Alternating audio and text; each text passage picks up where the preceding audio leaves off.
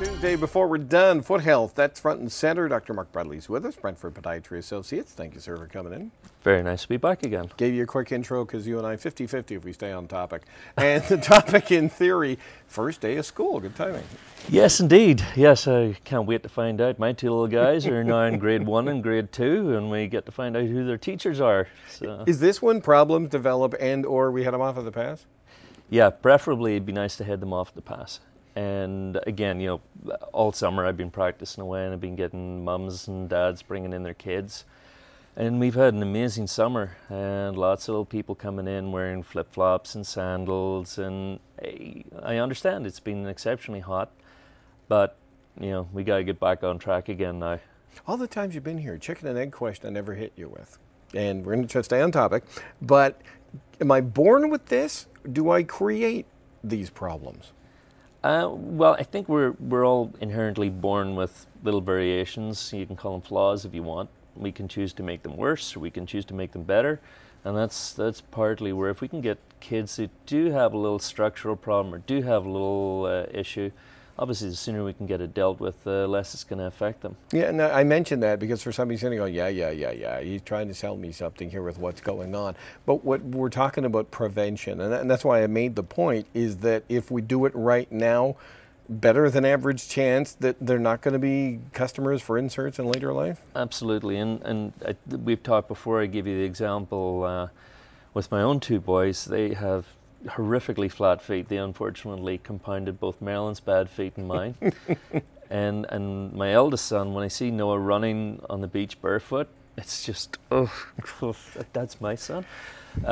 When I see him in a good pair of sturdy running shoes, if nothing else but that, and he can run like the wind, and he just performs so much better if he's in good, stable footwear. Two questions. Is this like a trip to the dentist? I should do this? Foot health, almost like oral health, one. And two, is there something I can look at, you know, almost like a toothache to say, oh, I'm noticing something? Exactly. And a lot of the times I get patients, adult patients saying, oh, should I bring my kids in?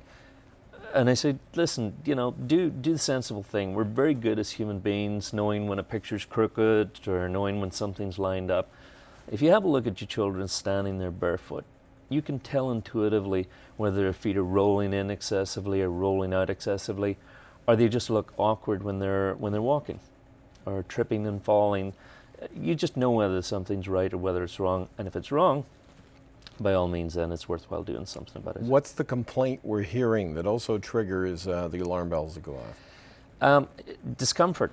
I mean, you know, children sort of 6, 7, 8-year-olds shouldn't be complaining of pains and aches in their legs and tiredness in their feet and inability to walk. I mean, there's always times when your children are going to go, I don't want to do that, or I don't want to go there. But when it's becoming a repetitive, continuous issue, then it's important. And nowadays we see a lot of situations where children are uncomfortable and they're not particularly good at running. So the less they run, the heavier they become, and the less they want to run. And it compounds into various health issues. And having gone through plantar fasciitis, one of the weird symptoms was having problems first thing in the morning after sleeping. Can youngsters almost wake up? I know we all walk into the door jams and things like that, but could they almost wake up and give you a complaint that you might brush off? They can wake up in the middle of the night. I mean, the classic growing pains. We don't have growing pains. There's no such thing. What actually happens is if the child is functionally unstable, you've got certain muscles that are working very, very hard, and those muscles, as you told me earlier, when they get injured, right, they'll let you know when you're at rest. The inflammation sets in, they'll get cramps, they'll get discomfort, and next thing your night's sleep's disturbed by them crying out that they're in pain. So a youngster thrashing around even, we might brush that off, but that might be a symptom as well? Absolutely. That's amazing.